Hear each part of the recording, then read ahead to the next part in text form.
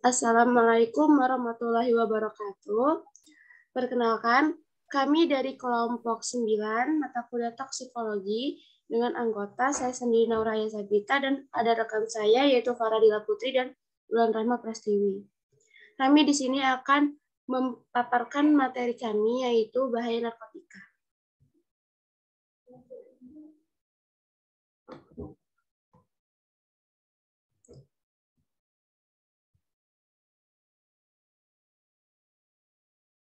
Untuk materi pertama akan disampaikan oleh Ulan. Ulan dipersilakan. Baiklah, terima kasih. Sebelumnya, apakah suara saya terdengar? Terdengar Ulan. Baiklah, yang pertama itu ada pengertian bahaya. Bahaya adalah sesuatu yang memiliki potensi untuk menyebabkan kerugian atau kerusakan. Bentuk dari bahaya dapat berasal dari mesin kerja, bahan baku, metode kerja, serta hal-hal yang dapat menimbulkan risiko besar dan penting. Meskipun potensi bahayanya sangat kecil dengan mengendalikan yang tepat dan benar. Risiko dapat direduksi sehingga bahaya yang lebih besar lagi dapat direduksi pula. Selanjutnya,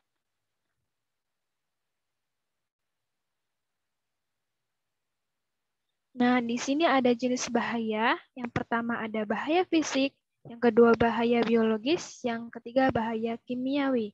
Nah, apa itu bahaya fisik? Bahaya fisik itu berasal dari faktor-faktor fisik, yakni faktor yang bersifat fisika seperti kebisingan, getaran, iklim, gelombang mikro, sinar ultraviolet, dan medan magnet. Lalu bahaya biologis itu berasal dari unsur-unsur biologi seperti flora dan fauna yang ada di lingkungan kerja maupun dari aktivitas kerja. Lazimnya itu ditemui di industri bidang makanan, farmasi, pertanian, pertambangan, dan minyak dan gas bumi. Lalu bagaimana dengan bahan kimiawi? Nah, bahan kimiawi ini segala sesuatu atau aktivitas yang berasal dari bahan-bahan yang dihasilkan selama proses produksi. Bahaya ada banyak macamnya.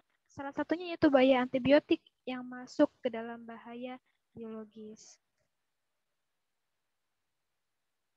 Nah, lalu apa nih pengertian antibiotik? Nah, antibiotik itu berasal dari anti, yaitu lawan, dan bios, hidup. Yang artinya antibiotik adalah zat-zat kimia yang dihasilkan oleh jamur dan bakteri yang memiliki khasiat mematikan atau menghambat pertumbuhan bakteri, sedangkan toksisitasnya bagi manusia relatif kecil.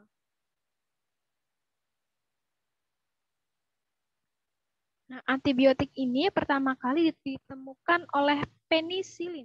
Penisilin ini ditemukan oleh Dr. Alexander Fleming pada tahun 1928 di Inggris.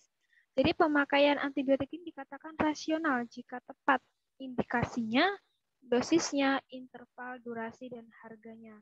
Menurut WHO tahun 2004. Nah, penggunaan antibiotik ini yang tidak rasional dapat menyebabkan pemborosan biaya kesehatan, resiko efek samping, hilangnya sensitivitas bakteri terhadap antibiotik, dan resiko resistensi bakteri. Nah, di sini ada beberapa faktor yang mempengaruhi penggunaan antibiotik pada masyarakat yang membeli obat di 2 apotek di kota tersebut, antara lain penghasilan, jenis keluhan masyarakat, sumber informasi terkait antibiotik, serta dilayaninya pembelian antibiotik tanpa resep melalui apotek. Penggunaan antibiotik secara rasional itu perlu dilandasi adanya pengetahuan tentang antibiotik yang dapat diberikan oleh tenaga kesehatan, baik dokter maupun apoteker kepada pasien tentang efek farmakologis, efek samping, interaksi obat, dan instruksi penggunaan.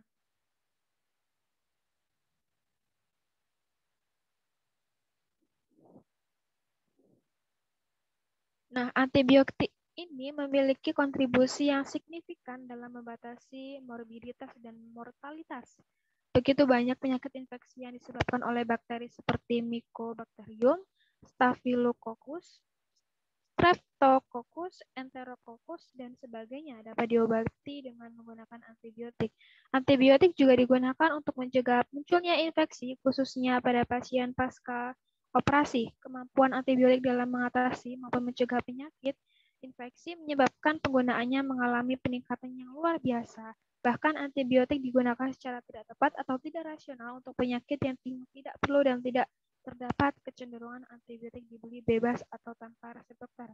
Manfaat menggunakan antibiotik itu juga tidak perlu diragukan lagi, akan tetapi penggunanya pun yang berlebihan itu akan segera dampaknya itu tidak baik bagi tubuh. Nah, mungkin itu dari saya kembalikan kepada moderator. Terima kasih. Baik, Wulan, terima kasih atas penjelasannya. Baik, selanjutnya akan saya akan memaparkannya itu terdapat dampak negatif yang paling bahaya dari penggunaan antibiotik secara tidak rasional, ialah muncul dan berkembangnya kuman-kuman kebal antibiotik atau dengan kata lain terjadinya resistensi antibiotik. Hal ini mengakibatkan layanan pengobatan menjadi tidak efektif, peningkatan morbiditas maupun mortalitas pasien, dan meningkatkan biaya perawatan kesehatan. Salah satu cara mengendalikan kejadian resistensi bakteri adalah dengan penggunaan antibiotik secara rasional. Antibiotik sebagai terapi atau pengobatan definitif digunakan untuk menghentikan adanya infeksi bakteri. Antibiotik sebagai terapi empiris ialah digunakan untuk kasus-kasus yang sangat kritis, di mana waktu tidak kuat untuk menunggu identifikasi dan isolasi bakteri. Sedangkan antibiotik sebagai terapi profilaksis dikarenakan penggunaannya yang bertujuan untuk mencegah terjadinya infeksi spesifik yang dapat terjadi akibat efek dari suatu tindakan invasif menurut Raharja tahun 2007. Adapun penggolongan antibiotika, yang pertama, golongan cefalosporin. Cefalosporin lebih stabil terhadap banyak beta-laktamase bakteri sehingga memiliki spektrum yang lebih lebar. Mekanisme kerja cefalosporin dan cefamisin yaitu menghambat sintesis dinding sel bakteri dengan cara yang sama seperti penisilin. Efek sampingnya yaitu reaksi alergi, reaksi anafilaksis dengan spasme bronkus dan urtikaria dapat terjadi. Reaksi silang biasanya terjadi pada pasien dengan alergi penisilin berat, sedangkan pada alergi penisilin yang ringan dan sedang kemungkinan kecil. Cefalosporin terbagi dalam beberapa generasi, yaitu pertama ada cefalosporin generasi pertama, seperti contohnya ada cefadroxil, cefazolin, cefalakselin, cefalotin, cefaverin, dan cefradin. Obat-obat ini sangat aktif terhadap Coccus gram positif seperti Pneumococcus, Streptococcus viridans, dan grup Streptococcus hemolyticus dan aureus rentan terhadap golongan ini. Yang B, terdapat cefalosporin generasi kedua, contohnya cefaclor, cefamandol, cefanisid, cefuroxin, cefprozil, lorcabev, dan ceforanid. Obat ini mempunyai spektrum yang diperluas pada bakteri gram negatif, tetapi kurang aktif daripada cefalosporin generasi ketiga. Semua cefalosporin generasi kedua melawan B. flagrilis.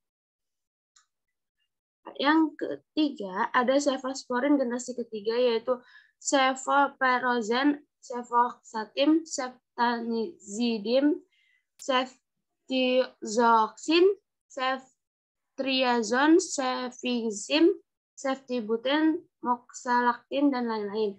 Obat ini memiliki spektrum yang lebih diperluas kepada bakteri gram negatif dan dapat menembus susunan saraf pusat dan jauh lebih aktif terhadap Enterobacteria C, termasuk jalur penghasil laktamase. Yang keempat, itu yang generasi keempat, contohnya ada cefepim, memiliki spektrum aktivitas lebih luas dibandingkan dengan generasi ketiga dan tahan terhadap hidrolisis oleh laktamase. Obat ini sangat berguna untuk pengobatan empiris infeksi serius pada pasien rawat inap. Lalu ada golongan penisilin. Penisilin dihasilkan dari jamur, Penicillium cherrysognum, dan memiliki ciri-ciri kimiawi, mekanisme kerja, farmakologi, efek klinis, dan karakteristik imunologi yang mirip dengan cefalosporin. Efek samping dari ini ialah diare, mual, sakit perut, keputihan, sakit kepala, sariawan, demam, menggigil, flu, mudah memar, dan lain-lain. Penisilin digunakan oleh orang dewasa serta anak-anak, sedangkan pada ibu hamil dan menyusui harus sesuai dengan anjuran dokter, sebab penisilin dapat terserap ke dalam ASI. Penisilin dapat terbagi menjadi beberapa penisilin, yaitu pertama penisilin natural. Misalnya penisilin G, golongan ini sangat poten terhadap organisme gram positif, Coccus gram negatif, dan bakteri anaerob penghasil non-beta laktamase. Namun, mereka memiliki potensi yang rendah terhadap batang gram negatif. Penisilin G 5-10 kali lebih aktif melawan Neisseria sp. Yang kedua, penisilin isoxazolil. Misalnya oksasilin, kloxasilin, dan diklosasin. Jenis ini resisten terhadap Staphylococcus lactamase. Golongan ini terhadap organisme gram positif seperti Staphylococcus dan Streptococcus, tetapi tidak aktif terhadap Enterococcus, bakteri anaerob, dan Coccus gram negatif dan batang gram negatif. Golongan ini sangat stabil dalam media asam dan diabsorpsi secara memadai setelah pemberian oral. Yang ketiga, penisilin antipseudomonal, misalnya karboksipenisilin dan uredopenicillin. Obat ini lebih lemah daripada ampicillin dan turunannya. Obat-obat tersebut tidak efektif terhadap sebagian besar galur yang memiliki aktivitas yang unggul terhadap aeruginosa. Meslocillin dan piperacillin juga berguna untuk infeksi Klebsiella, karboksipenisilin, dan uredopenicillin sensitif terhadap dextrosi oleh beta laktamase. Yang keempat, penisilin dengan spektrum yang diperluas. Golongan ini memiliki aktivitas antimikroba yang lebih luas, termasuk mikroorganisme gram negatif tertentu. Obat ini mempertahankan spektrum antibakteria penisilin dan mengalami peningkatan aktivitas terhadap bakteri gram negatif. Sebagian besar antibiotik ini diekskresi dalam bentuk aktif dalam urin. Lalu ada golongan aminoglossida. Golongan ini dihasilkan oleh jenis-jenis fungi Streptomyces dan Micromonospora. Golongan ini meliputi amikasin, gentamisin, neomisin, metilmisin, streptomisin, dan toberamisin. Semua aminoglossida bersifat bakterisidal dan terutama aktif terhadap kuman bakteri gram negatif. Golongan ini digunakan untuk mengobati infeksi akibat bakteri gram negatif enterik, terutama pada bakteremia dan sepsis. Spektrum kerjanya luas dan meliputi terutama banyak bacili gram negatif. Aminoglossida tidak diserap melalui saluran cerna, sehingga harus diberikan secara parenteral untuk infeksi sistemik. Efek samping yang bisa muncul yaitu gangguan keseimbangan, gangguan pendengaran hingga hilang pendengaran, kerusakan ginjal dan kelumpuhan pada otot rangka, serta gangguan vestibular, nefrotoksisitas, hipomagnesemia pada pemberian jangka panjang. Kolitis karena antibiotik. Aminoglossida umumnya diberikan 2-3 kali sehari dalam dosis terbagi. Namun, sekarang lebih sering digunakan dosis 1 kali sehari asalkan kadar serum memadai. Namun demikian, sebaiknya mengacu pada panduan lokal mengenai kesetaraan dosis dengan kadar dalam serum. Lalu ada golongan tetrasiklin. Golongan ini khasiatnya bersifat bakteriostatis, hanya melalui injeksi intravena dapat dicapai kadar plasma yang bakterisid lemah. Tetrasilin adalah kelompok obat antibiotik yang digunakan untuk mengobati beragam penyakit yang disebabkan oleh infeksi bakteri. Tersedia dalam bentuk obat, diantaranya salep, mata, salep, tetes mata, kapsul, tablet, dan suntik. Tetrasilin juga digunakan untuk mengobati ulcus pepticum yang disebabkan oleh H. pylori. Tetrasilin menembus plasenta dan juga disekresi melalui ASI. Mekanisme kerjanya berdasarkan diganggunya sintesis protein kuman. Tidak efektif terhadap Pseudomonas dan Proteus, tetapi aktif terhadap mikroba khususnya Chlamydia trachomatis dan beberapa protozoa lainnya. Tetrasilin diekskresi melalui urin dan cairan. Cairannya cairan empedu. Efek sampingnya yaitu mual, muntah, diare, disfagia, dan iritasi esofagus. Antibiotik golongan Cerektasirin digunakan oleh orang dewasa dan anak-anak berumur lebih dari 8 tahun, serta pada ibu hamil dan menyusui diminum sesuai dengan anjuran dokter. Selanjutnya ada golongan makrolida. Golongan ini bekerja terhadap bakteri gram positif. Mekanisme kerjanya melalui pengikatan reversibel pada ribosom kuman, sehingga sintesa protein dirintangi. Bila digunakan terlalu lama, dapat menyebabkan resistensi. Absorpsinya tidak teratur, sering menimbulkan efek samping lambung, usus, dan waktu pengaruhnya singkat, maka perlu ditatarkan sampai 4 kali sehari. Golongan makrolida antara lain eritromisin, proksitromisin, azitromisin, dan clarithromycin.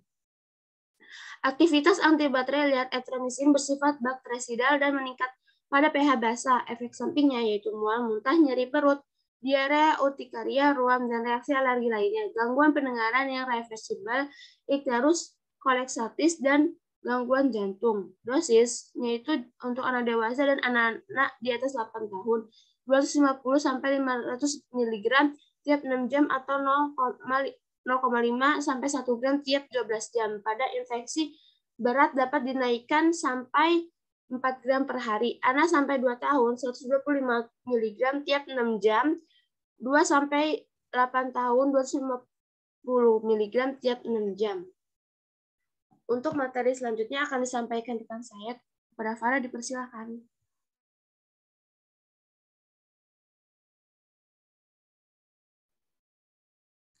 Oke, terima kasih. Selanjutnya mengenai golongan linkomisin. Pada golongan linkomisin ini, golongan ini dihasilkan oleh Streptomycus lincolnensis yang khasiatnya itu bakteriostatis dengan spektrum kerja lebih sempit daripada makrolida, terutama terhadap kuman gram positif dan anaerob. Efek sampingnya itu ada diare, mual, muntah, sakit kepala, rasa tidak nyaman di perut, lalu ada pusing dan telinga berdengung. Antibiotik golongan linkomisin ini digunakan oleh orang dewasa dan anak-anak yang berumur lebih dari 1 tahun, serta kalau pada ibu hamil dan menyusui itu diminum sesuai anjuran dari dokter. Selanjutnya ada golongan chloramphenicol yang bersifat bakteriostatik dan memiliki spektrum luas dan aktif terhadap masing-masing bakteri gram positif dan negatif, baik yang aerob maupun yang anaerob. Mekanisme kerjanya berdasarkan peringatan sintesis polipeptida kuman. Efek sampingnya ada diskarsia darah, itu seperti anemia aplastik, anemia hipoplastik, terus tuh ada trombositopenia dan granulositopenia, gangguan saluran pencernaan seperti mual, muntah, glositis, stomatitis, dan diare. Reaksi hipersensitifnya itu ada demam, ruam, angiodema, dan urtikaria. Sakit kepala, depresi mental, neuritis optik, dan sindrom Gray. Antibiotik golongan tetrasiklin digunakan oleh orang dewasa dan anak-anak yang berumur lebih dari 2 tahun serta pada ibu hamil dan menyusui, diminum sesuai anjuran dokter. Next. Penyebab terjadi bahaya antibiotik itu penyebab yang pertama adalah penggunaan antibiotik tanpa resep dokter. Seperti amoxicillin merupakan antibiotik yang paling banyak dibeli secara swamedikasi atau sebesar 77%. Antibiotik tersebut rata-rata dibeli untuk mengobati gejala flu, demam, batuk, sakit tenggorokan, sakit kepala, dan gejala ringan lainnya. Dengan lama penggunaan sebagian besar kurang dari 5 hari. Penyalahgunaan antibiotik pada dasarnya dipengaruhi oleh pengetahuan komunikasi yang efektif antara dokter dan pasien, tingkat ekonomi, karakteristik dari setiap kesehatan atau negara di suatu negara, dan peraturan lingkungannya. Pembelian antibiotik secara bebas yang dilakukan oleh pasien dipengaruhi oleh praktik pemasaran kepada konsumen melalui televisi, radio, media cetak, dan internet. Sehingga antibiotik dengan mudah didapatkan di apotik ataupun pasar. Pengobatan sendiri dengan menggunakan antibiotik tidak hanya terjadi di negara-negara yang maju sedang berkembang, tetapi juga negara-negara maju lainnya.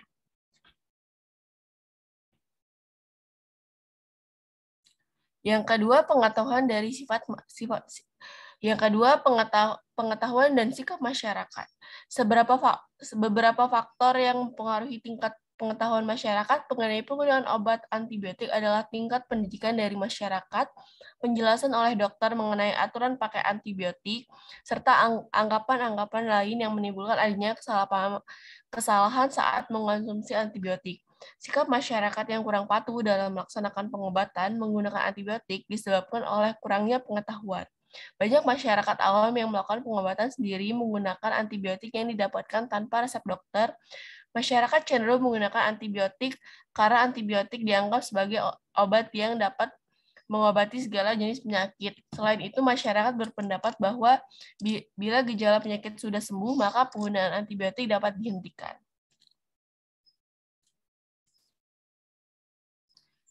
Pencegahan dan penanggulangan terhadap bahaya antibiotik. Kadar minimal yang diperlukan untuk menghambat pertumbuhan mikroba atau membunuhnya masing-masing dikenal sebagai kadar hambat minimal atau KHM dan kadar bunuh minimal KBM. Antibiotik tertentu aktivitasnya dapat mengikat dan bakteriostatik menjadi bakteriosid bila kadar antibiotiknya ditingkatkan melebihi KHM.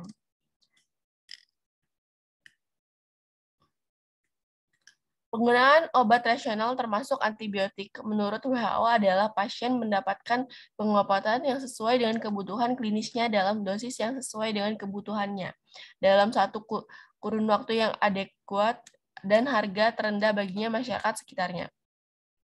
Pada tahun 2002, WHO merekomendasikan 12 langkah intervensi dalam rangka meningkatkan penggunaan obat yang rasional sebagai berikut. Pertama, sesuai dengan indikasi penyakit. Yang kedua, pengobatan didasarkan atas keluhan individual dan hasil pemeriksaan fisik yang akurat. Ketiga, diberikan dengan dosis yang tepat melalui perhitungan usia, berat badan, dan kronologis penyakit. Yang keempat, cara pemberian dengan interval waktu pemberian yang tepat. Yang kelima, jarak minum obat sesuai dengan aturan pemakaian yang telah ditentukan. Yang keenam, lama pemberian yang tepat. Yang ketujuh, pada kasus tertentu memerlukan pemberian obat dalam waktu tertentu. Yang kedelapan, obat yang diberikan harus efektif dengan mutu terjamin. Yang kesembilan, hindari pemberian obat yang kadaluarsa dan tidak sesuai dengan jenis keluhan penyakit. Yang ke-10, tersedia setiap saat dengan harga yang terjangkau. Yang ke-11, jenis obat mudah didapatkan dengan harga yang relatif murah. Yang ke-12, meminimalkan efek samping dari alergi obat. Next. Lalu ada pencegahan penanggulangan. Next. Lalu ada proses pengobatan rasional secara umum terdiri dari 6 tahap, yaitu tahap pertama, tentukan masalah yang dihadapi penderita. Yang kedua, tentukan tujuan terapi. Yang ketiga, evaluasi kecocokan pengobatan secara individual. Yang keempat, mulailah pengobatan. Yang kelima, berikan informasi, instruksi, dan kewaspadaan. Yang keenam, dimonitor atau hentikan pengobatan. Bagi tenaga kesehatan diharapkan dapat bekerja sama dengan pemerintah setempat agar memberikan informasi berupa penyuluhan kepada masyarakat mengenai penggunaan antibiotik yang tepat, agar tingkat kesadaran masyarakat tentang antibiotik dapat meningkat. Selain itu, bagi masyarakat diharapkan kepada masyarakat agar lebih memperhatikan penggunaan antibiotik, di mana antibiotik harus dikonsumsi dengan resep dokter sesuai dengan indikasi dan aturan pakai. Next.